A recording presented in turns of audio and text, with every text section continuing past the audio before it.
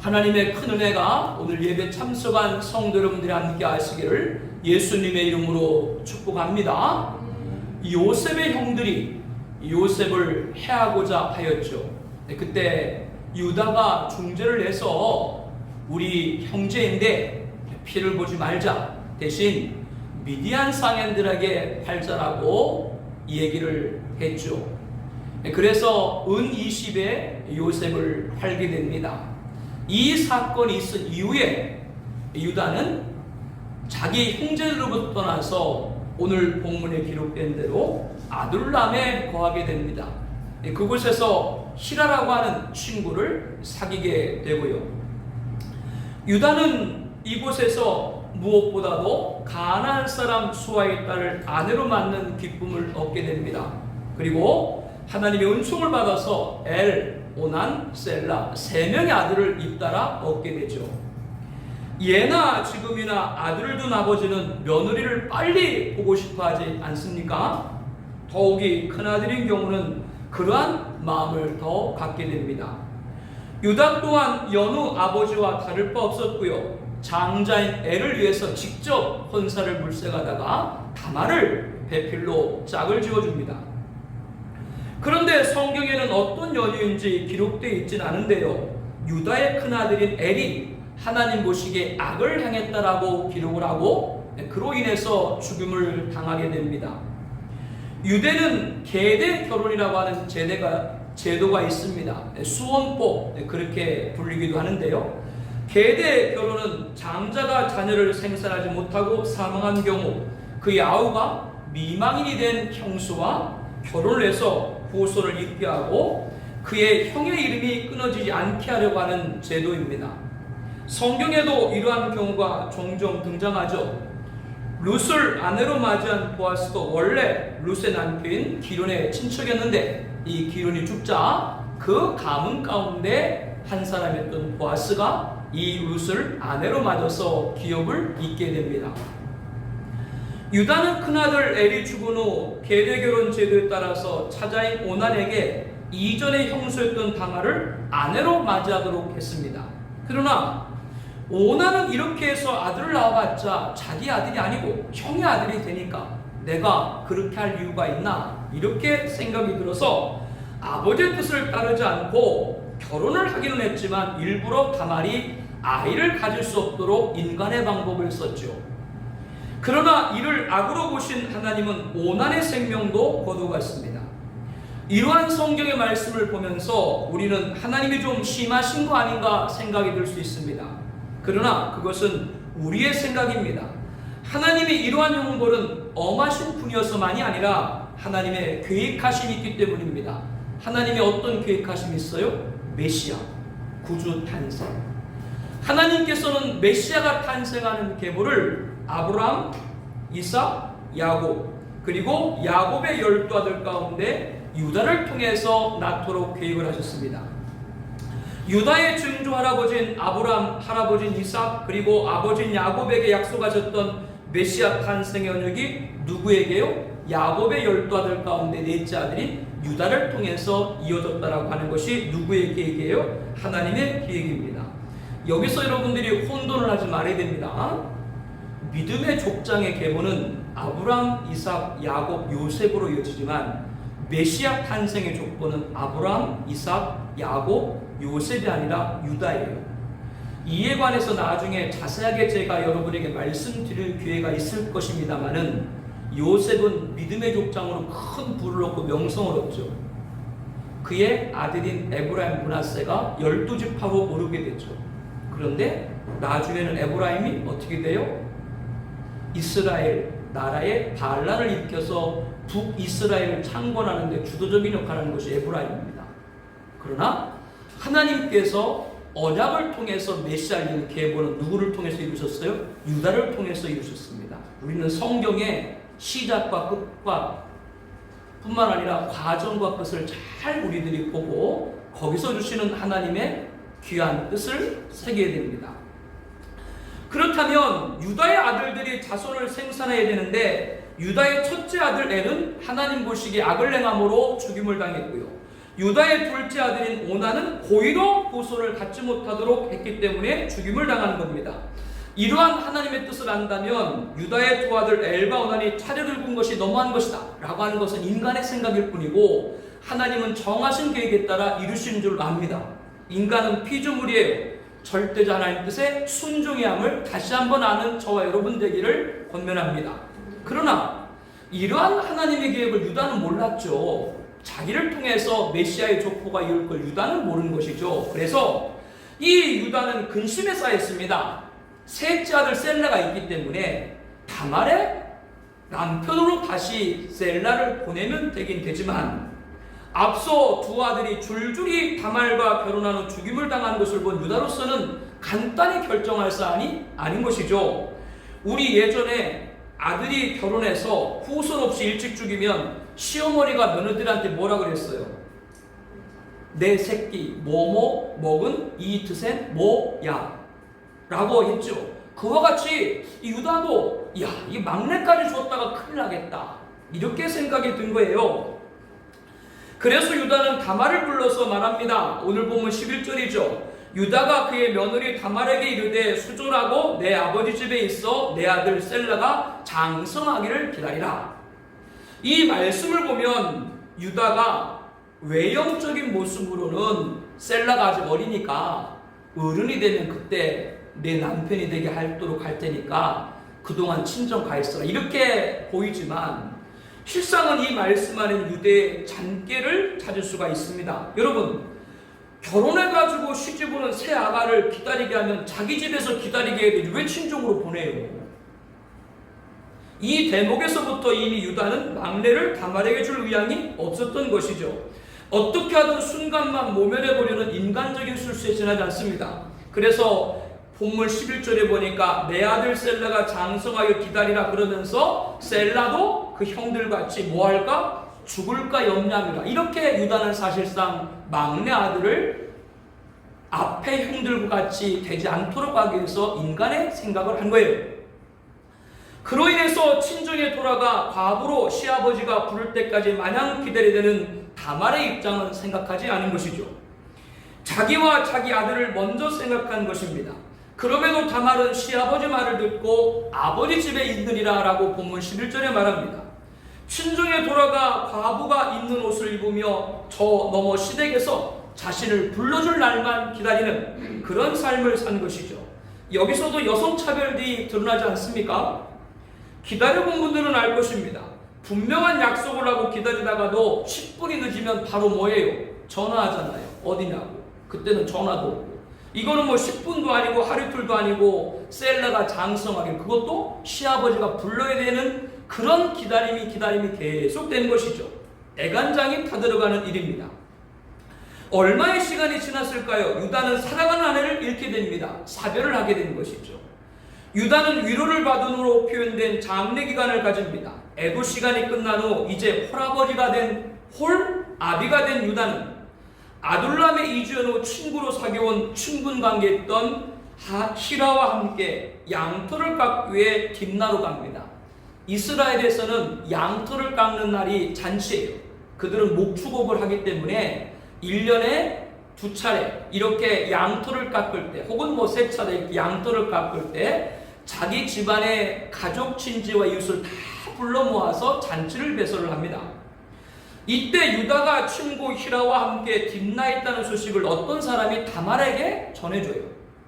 시아버지가 딥나에 있다는 소식을 들은 다말은 큰 결심을 합니다. 그동안 입고 있던 과부의 옷을 벗고 얼굴을 가리고 있던 그 모든 너울을 다시금 너울로 얼굴을 가리고 몸을 휩싼 후에 시아버지가 있는 딥나 길곁 에나임 문에 앉으니, 길곁 문 앞에 앉았다고 하는 것은 일반 여성이 아니라고 하는 그러한 표현을 하는 행위예요. 딥나 길곁 에나임 문에 앉아있던 다말은 자신 쪽으로 걸어오는 시부 유다를 발견합니다. 멀리서도 다말은 유다를 알아봤지만 다말 앞에 이르서도 유다는 알아볼 수가 없었어요. 왜요? 다말이 너울로 얼굴을 가리고 몸을 휩싸였기 때문에 그렇죠. 당시 여자들이 너울로 얼굴을 가렸다고 하는 것은 창녀를 나타내는 것입니다. 그런데 오늘 본문의 창녀는 우리가 알고 있는 창녀와 그 성격이 좀 달라요.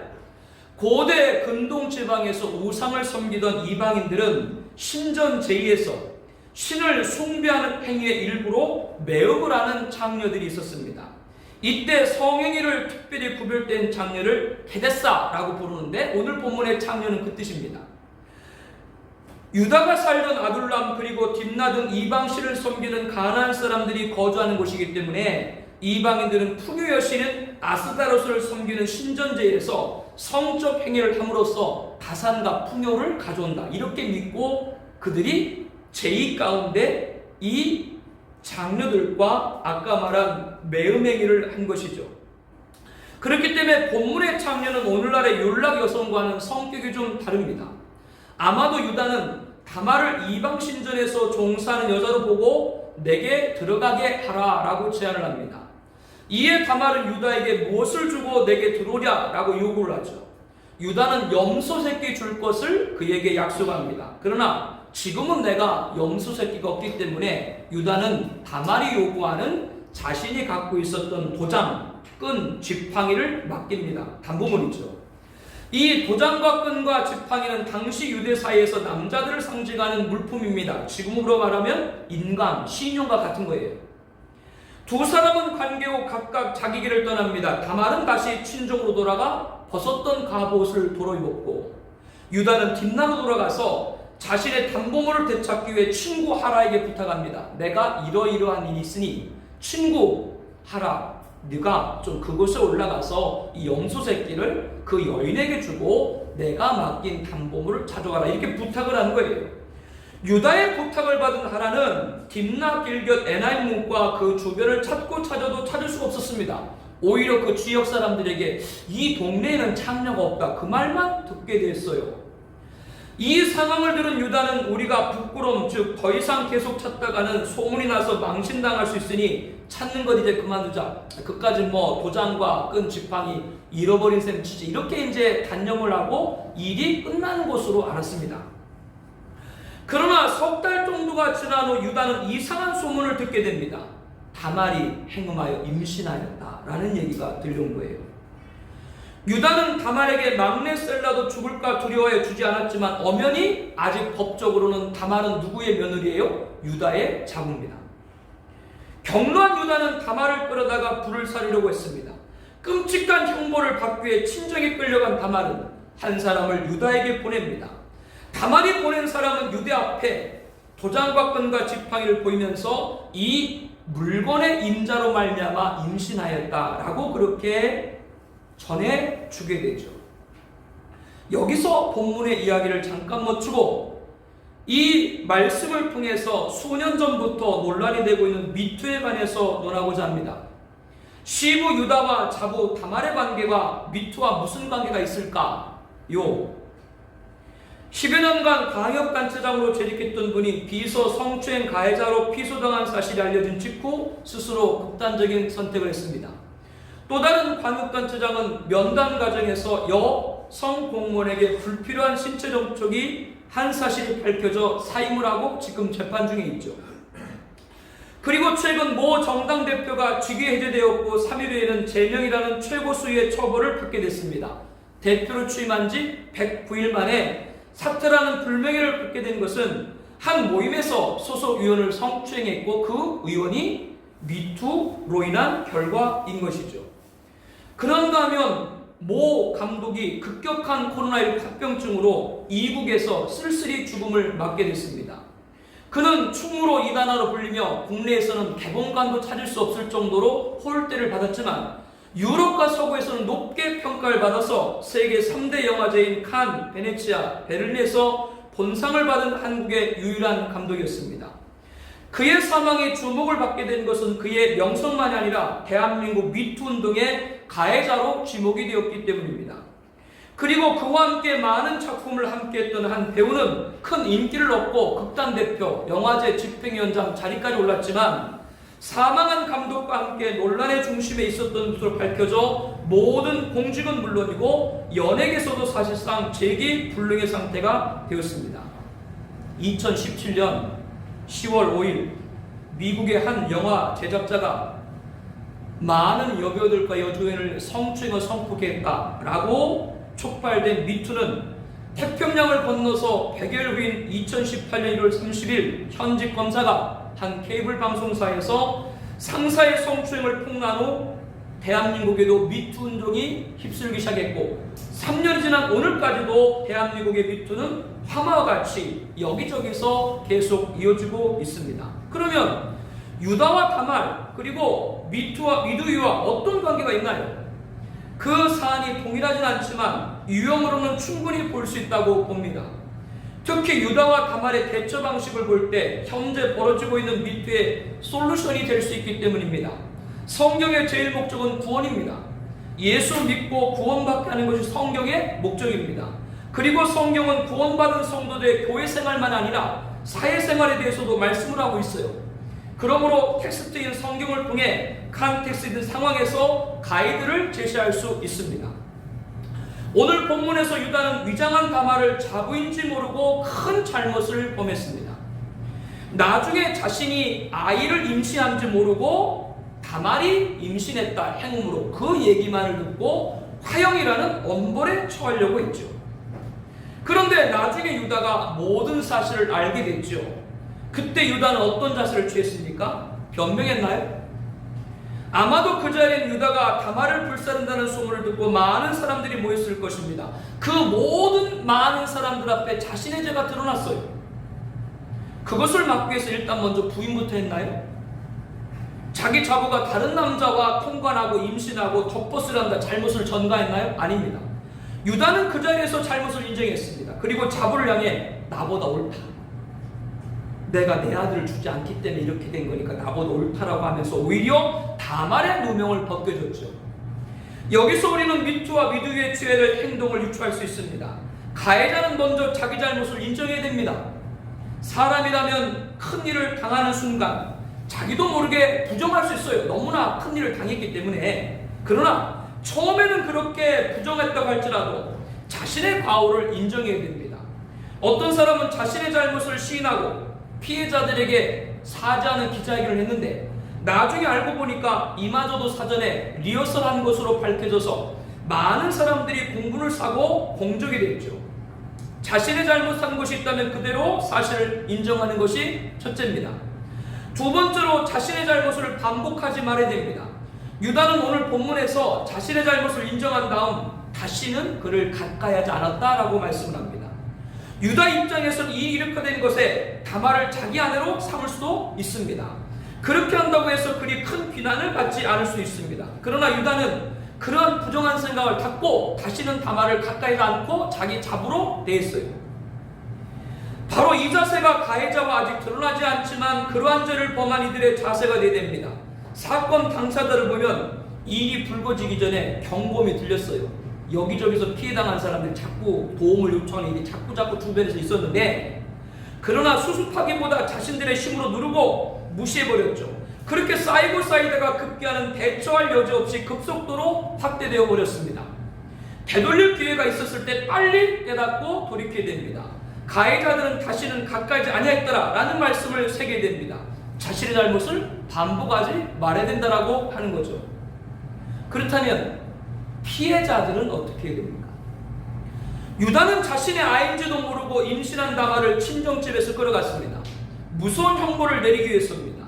그 순간 다말은 어떻게 했습니까? 이제 조금 있으면 불에 태워질 무서움 때문에 소리쳤습니까? 내 뱃속의 아이는 다름 아닌 시부의 아이라고 사람들 앞에 고함을 질렀나요? 아닙니다. 다말은 조용히 한 사람을 유다에게 보냈습니다. 그리고 담보물을 보여주면서 유다가 깨닫도록 하였죠. 물론 다말의 이러한 지혜는 믿음, 하나님이 자신을 지켜준다는 믿음이 있었기 때문에 행할 수 있었을 것입니다. 그러므로 화형장으로 끌려가는 순간에도 소리치지 않고 가해자 본인이 먼저 깨닫도록 한 건 그 깨달을 시간을 준 것이죠. 이 말씀을 가지고 큰 고통을 받은 분들 모두가 미투에 나서기 전에 가해자들 본인들이 깨닫도록 하는 것이 먼저다. 그렇게 말하기에는 작금의 사태들이 굉장히 복잡 난해해져 있습니다. 그럼에도 믿는 성도라면, 세상 사람들이 아니고 믿는 성도라면 이러한 말씀을 깊이 생각해 봐야 됩니다. 이것은 예수님께서도 말씀하시기 때문이죠. 예수님이 우리들에게 뭐라고 말씀하셨어요? 우리 함께 마태복음 18장 15절을 봅니다. 내 형제가 죄를 범하거든 가서 너와 그 사람과만 상대하여 권고하라. 만일 들으면 내가 내 형제를 얻는 것이요. 다시 한번요. 내 형제가 죄를 범하거든 가서 너와 그 사람과만 상대하여 권고하라. 만일 들으면 내가 내 형제를 얻은 것이요. 주님은 죄 지은 자가 있거든 먼저 그에게 찾아가 그 사람과만 상대하고 단둘이 먼저 얘기하라 그 말이죠. 이 말씀은 죄 지은 자의 사건을 처음부터 공개적으로 하지 말라라고 하는 말씀입니다. 그런데도 완악한 자들은 그 말을 듣지 않겠죠. 그러면 그때 어떻게 되는가? 예수님이 이렇게 말씀합니다. 16절 함께 봅니다. 만일 듣지 않거든 한두 사람을 데리고 가서 두세 증인의 입으로 말마다 확증하게 하라.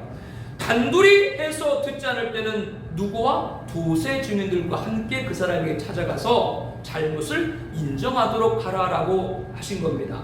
그러나 그렇게 해도 듣지 않을 때 그때는 교회에서 공개적으로 하라고 말씀을 하고 있죠. 17절 말씀을 함께 봅니다. 만일 그들의 말도 듣지 않거든 교회의 말하고 교회의 말도 듣지 않거든 이방인과 세리같이 여기라. 그러시면서 18절에 이렇게 말합니다. 진실로 너에게 이르노니 무엇이든지 너희가 땅에서 매면 하늘에서도 매일 것이요 무엇을 땅에서 풀면 하늘에서도 풀리리라. 이 말씀을 현재 피해자들에게 하면 아마 그분들은 받아들이기를 거부할 줄도 모르겠어요. 커다란 불만을 제기할 수 있을 겁니다. 당신은 피해자가 아니니까 당사자가 아니니까 그런 말 하는 거 아니냐 이렇게 토로할 수도 있어요. 그분들의 심정을 충분히 이해합니다. 그렇게 예수님은 내 형제가 라고 말합니다. 이거는 안 믿는 사람들 얘기가 아니에요. 믿는 사람들이 이렇게 해야 된다 그 얘기예요. 이게 말씀을 잘 봐야 돼요. 즉 믿는 성도들은 그렇게 해야 된다고 하는 겁니다. 큰 사태에서 많은 사람들이 미투 운동에 참여한다고 해서 나도 그와 같은 피해자라고 해서 시대의 풍조 같은 미투 운동에 동참하는 것만을 최소로 여기는 것은 성경적 자세가 아니라고 하는 겁니다. 미투가 상사의 위력이나 남자의 일방적인 압력이나 이런 걸로 인해서 차별들이 폐해지고 정화가 이루는 그런 일인가? 과연 미투가 그렇지 않으면 어떤 일인가? 우리는 영적으로 잘 분별을 해야 됩니다. 믿지 않는 분들 가운데 아닙니다. 또 믿는 분들 가운데도 아닙니다. 저런 자는 공개적으로 망신을 줘야 정신을 차리지 은밀히 얘기할 필요가 없습니다. 더욱이 믿는 사람이기 때문에 더 공개적으로 창피를 당해야 됩니다. 이렇게 말하는 분들도 있을 수가 있습니다. 그러나 예수님의 말씀을 잘 해석해야 됩니다. 예수님은 형제가 죄를 범하거든 처음에는 단둘이, 그 다음에는 두세 사람 증인과 함께, 그 다음은 교회에 알리라고 하는 단계가 있었다라고 하는 거예요. 이 말씀은 어떤 의미냐면 구원받기로 택함 받은 자는 한 사람의 말에도 들어요. 그러나 구원받지 못한 불택한 자는 교회가 공개적으로 말해도 안 들어요. 이거인 것을 잘 구분을 해야 돼요. 그렇게 교회가 말해도 듣지 않은 사람은 누구로 여기라? 세리와 이방인처럼 여기라. 그 사람은 구원받은 자가 아니다 그 말이에요. 이런 단계를 거쳤는데도 듣지 않는다. 그 사람은 이방이다라고 하는 거예요. 그렇기 때문에 땅에서도 매이면 그들은 어디서도 매일 것이다. 하늘에서도 매일 것이라고 예수님은 말씀합니다. 그러므로 제가 강조하는 것은 세상 사람들이 아니고 믿는 성도라면 이러한 성경의 가르침을 알고 고민한 후에 미투의 참여 여부를 결정해야 된다라고 하는 것이죠. 미투 운동이 나쁘다라고 저는 말하지 않습니다. 믿는 성도라면 이러한 고민을 해봐야 된다라고 하는 겁니다. 그리고 나서 미투 운동에 참여하든 안 하든, 그리고 사법적인 절차를 밟든 안 밟든 그것을 자기가 정해야 되겠죠. 그러나 그럼에도 동의할 수 없는 분들이 계실 겁니다. 그 이유는 근본 사태에서 중요하게 대두되고 있는 것은 업무상 위력에 의한 추행, 위계 등에서 벌어진 성폭력이기 때문입니다. 이 말은 자신이 속해 있는 단체에서 감히 거절할 수가 없는 위치에 있는 거예요. 그렇게 당한 것이기 때문에 싫습니다라고 말해도 대항할 수 없다. 이것이 지금 벌어지고 있는 사태입니다. 직장 생활을 조금이라도 하신 분들은 회식 자리에서 2차 노래방에서 상사들이 자기 부하 직원들 어떻게 대우는가, 특별히 여직원들, 우리는 대략 알고 있습니다. 요즘은 그나마 나아졌다고 하지만 없어지지 않았죠. 하다못해 직장에서 휴일에 등산을 가면 거기서도 회사의 직급과 똑같은 역할을 해야 되지 않습니까? 그러니까 왜 주일에 등산에 교회를 나와야지? 왜 등산 가서 그런 일을 당해요? 어떤 경우는 정도를 넘어서기도 하죠. 또한 이 사태가 있는 그 가해자들은 각기 분야에서 황제예요. 특히 예술계에 있는 이들은 그들의 눈에 들면 대비는 물론이고 국내 높은 인지도와 국제적인 시상에서 수상할 수 있습니다. 명성과 부를 얻을 수 있는 거죠. 그런데 그런 제왕들의 요구를 어떻게 거절할 수 있겠어요? 그러므로 이러한 입장에서 일방적으로 피해를 당한 분들에게 일단 먼저 개인적으로 얘기하고, 그래도 듣지 않으면 같은 피해자들과 찾아가고, 그것도 불용하면 그때 가서 공개적으로 미투하세요 라고 말하면 아예 말 같지도 않은 말로 들릴지도 몰라요. 자신들의 처지를 모르고 하는 말이라고 들릴 겁니다. 그러나 믿는 성도들은, 제차 3차 제가 말씀드립니다. 믿는 성도들은 고민을 해봐야 돼요. 세상 사람들이 성경의 이러한 가르침을 거부한다더라도 성도는 이것을 말할 수 있어야 됩니다. 그렇게 된 이유는 미투로 인한 2, 3차 피해 때문입니다. 피해자는 물론이고 그들의 가족들이 큰 어려움을 겪고 있습니다. 또한 가해자로 지목된 가족들 가운데 이미 매스컴을 통해 알려준 분들이 커다란 고통을 받고 있죠. 연좌제는 세상적으로도 성경적으로도 합당치 않아요. 부모가 잘못한 건 부모가 잘못한 것이지 자식이 잘못한 것이 아니에요. 물론 내 가족의 잘못을 범했기 때문에 그의 가족들 스스로가 책임을 통감하고 용서를 구할 수는 있어요. 그러나 그 다른 가족까지 그 가해로 몰면 안 되는 것이죠. 나영의 사건은 큰 사회의 충격이었죠. 피해자는 8살 나이에 끔찍한 일을 당했습니다. 그 가해자가 얼마 전 만기 출소를 하고 집에 두문불출하고 있습니다. 그 빌라에 입주를 하고 있는데 건물주가 방을 빼달라라고 얘기를 했어요. 아내분께서 그 빌라를 얻으셨는데 자기 남편이 그 사람이다라고 말하지 않고 한 것이, 그렇게 하면 방을 얻을 수가 없으니까요. 나중에 건물주가 알고 빼어달라고 했지만 이 아내 되는 분은 빼줄 수가 없다, 갈 곳이 없다, 지금 그런 상황이고, 얼마 전 시청에서 복지급여가 결정이 됐죠. 이거를 보고 많은 분들이 지탄을 합니다. 그런 사람에게 복지를 급여라는 것이 맞는가? 그러나 그 사람이 아니라 그 가족을 생각해야 되는 거예요. 그 사람은 너무나도 우리가 쉽게 그 잘못을 용서하기 어려울 줄 몰라도 그 가족은 살아야 되지. 이 부분들을 우리들은 잘 냉정하게 짚어야 돼요. 절대로 연좌제하면 안 돼요. 왜 가족들한테 그렇게 얘기를 해요? 아니지. 미투로 스스로 생을 마감한 이가 계신데요. 그의 빈소에 찾아가 조문을 했고 그를 추모하는 글을 올렸다고 비난한 이들이 있습니다. 범죄의 사실과 죽음 애도는 구분해야겠죠. 범죄로 죽은 사람은 애도도 못해요? 범죄로 죽은 사람들은 그 가족들이 추모도 못해요? 그건 아닌 거죠. 온라인상에서 보이지 않는다고 너무나도 무차별적인 말들을 댓글로 달고 있습니다. 이것은 바르지 않습니다. 이렇게 미투는 당사자는 물론 당사자 가족 등 2차, 3차 피해로 이어지고 있습니다. 가해자뿐만 아니라 미투를 통해 신상이 알려진 피해자들의 가족들도 2차, 3차 고통을 받고 있죠. 피해자들은 피해당한 그 아픔에 대해서 세상으로부터 듣지 말아야 될 말을 듣고 있습니다. 내가 그렇게 했으니까 그런 일을 당하지, 애들 교육을 똑바로 시키지 않았으니까 네 자식이 그러지, 이런 말들이 오가고 있죠. 많은 지각 있는 분들이 이런 말을 하지 말라고 호소하고 있지만 한번 인터넷상에 올라온 개인정보는 영구 삭제가 불가능하기 때문에 피해를 당한 분들의 참담은 이루 말할 수가 없습니다. 이렇게 미투는 가해자는 물론이고 가해자 가족, 그리고 피해자는 물론이고 피해자 가족까지 여러 고통의 고통을 당하고 있습니다. 또 어떤 경우는 자신에게 달갑하게 하지 않은 일을 공경에 빠뜨리려고 허위로 미투하는 사례들이 속출하고 있죠. 수년 동안 재판 끝에 무죄로 밝혀졌지만 사람들은 나중에 무죄라고 밝혀져도 사람들은 무죄를 기억해요. 예전에 있었던 그 잘못된 이야기를 기억해요. 사람들은 무죄 기억 안 해요. 예전에 있었던 잘못된 것만 기억하죠.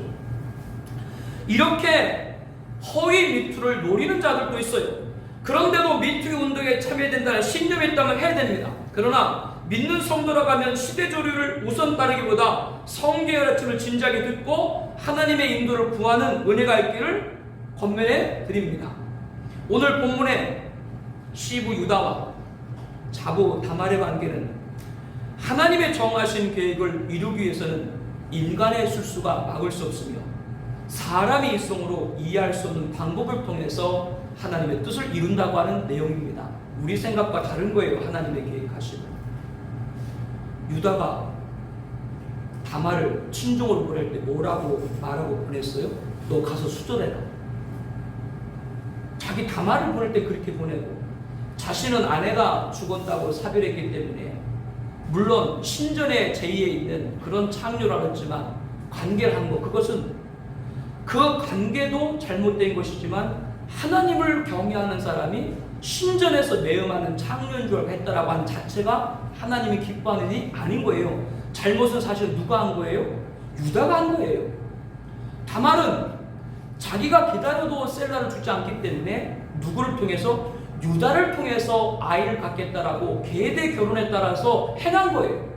그래서 궁극적으로 하나님의 뜻을 이룬 건 누구예요? 다말인 거예요. 그렇기 때문에 다말은 우리가 잘 아는 예수님의 족보에 그 이름이 올라가 있는 것이죠.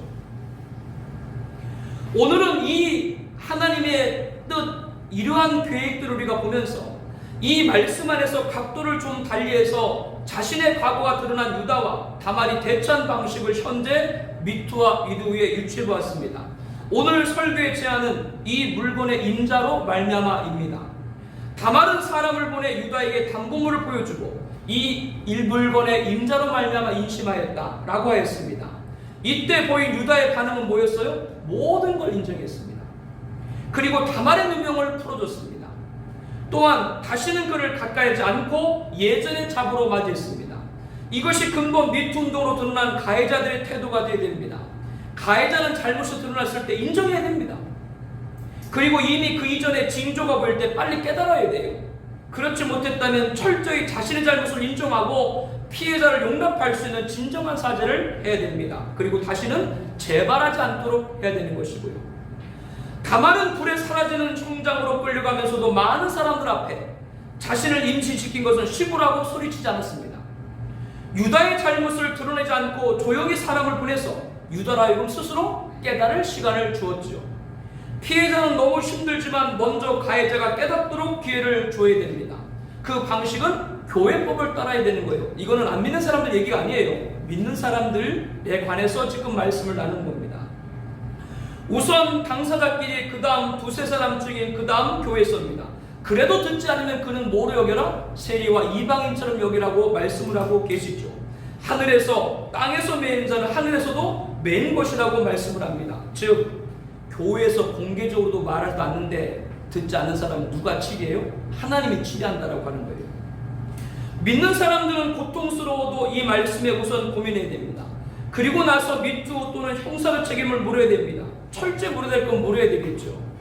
그리고 세상 사람들이 성경적인 교회법을 순서를 거부해도 그들에게 전해야 됩니다. 왜? 가해자, 당사자는 물론이고 피해자, 당사자, 가족과 관련된 인물들이 2, 3차 피해를 당한 사례가 속출하고 있기 때문에 그랬습니다. 악용하는 일도 너무나 많이 있죠. 이로 인해서 큰 슬픔을 당한 한 부인께서 인터넷에 글을 올렸어요. 아직 재판 중인 일이기 때문에 여기에 관계에 대해서는 말씀을 좀 삼가하면 좋겠다. 물론 아내의 입장이니까 그렇게 말했을지도 봅니다. 근데 재판 중인 건 분명한 거예요. 무슨 위원회에서 잘못했다고 말했지만 그건 위원회의 얘기지. 아직 재판 중인 거예요. 이게 무슨 말이냐면 그 글을 올린 분이 잘했다 안 했다가 아니라 그분은 그분 입장에서 자기 가족을 해서 그렇게 말할 수 있는 거예요. 그렇게 말할 수 있는데 잘못한 거는 그분이 잘못했는데 잘못한 거에 하신 분의 아내가 얘기했대서 아내를 공격하면 안 되는 거예요. 여러분 자식이 큰 잘못을 범했어요. 마도 영화 봐셨어요? 마도? 김혜자 씨 원빈이에요, 현빈이에요? 원빈? 다 보고 시침을 때면 어떡하자는 거예요. 거기서 엄마는 알잖아. 자기 아들이 그렇게 끔찍한 짓을 한 걸. 근데 끝까지 아들을 아니라고 얘기하죠. 가족이니까 그렇게 얘기하는 거예요. 여러분은 여러분 가족들이 어려움 당하면 많은 사람 앞에 우리 가족이 잘못했습니다 그렇게 얘기해요? 당사자는 자기 잘못을 인정하고 고백하고 다시 반복하지 말아야 되지만 가족들은 가족들의 입장에 그렇게 얘기하는 거예요. 그렇게 얘기하는 걸 잘못했다고 하면 안 되는 거예요. 왜? 나도 누군가의 아내고 나도 누군가의 부모인 거예요. 가족의 입장에서 그렇게 얘기하는 거예요. 그러므로 절대로 2차, 3차 피해가 났던 우리들은 조심하고 조심해야 됩니다. 사랑하는 성도 여러분들, 오늘 말씀에서 다말은 이렇게 잘 처신을 했잖아요. 그리고 유다는 자기가 분명히 인정함으로 모든 것들을 고백했잖아요. 여기서 저와 여러분들은 하나님이 말씀하는 크리스천의 자세를 찾기를 바랍니다. 세상의 풍조에 휩쓸려 가지 마요. 어떤 일이 있을 때 이것이 과연 성령의 역사인가? 그냥 세상의 풍조인가를 잘 구분을 해야 돼요. 그리고 오늘 주신 예수님의 말씀처럼 누가 했기 때문에 이렇게 한다라고 말하지 말고 우리는 성경을 기준을 갖고 예수님 말씀을 통해서 보고 나는 하고 싶지 않아도 1차, 2차, 3차 단계로 해야 돼요. 그래서 또 안 되면 누가 치리해요? 하늘에서 매요. 그 사람은 누가 치리해? 하나님이 치리하는 거예요. 여기까지 다가가는 크리스천 되기를 축복합니다. 그게 성경 요구하는 성도예요. 나는 하고 싶지 않아도 주님은 우리 그렇게 요구를 해요. 우리들은 내가 하고 싶은 일을 하는 사람이 아니라 주님이 요구하는 삶을 사는 사람인 줄 믿습니다. 그러므로 신중해야 되는 거예요. 구원을 주시기 위한 책인 성경을 통해서 구원을 받은 자가 감당해야 될 교회 생활과 사회생활 또한 합당할 수 있는 저와 여러분 되기를 축복합니다. 그래서 하나님께 영광이 되고 사회에 유익할 수 있는 우리 청아비전교회 공동체가 되시기를 다시 한번 예수님의 이름으로 축복합니다. 기도하겠습니다.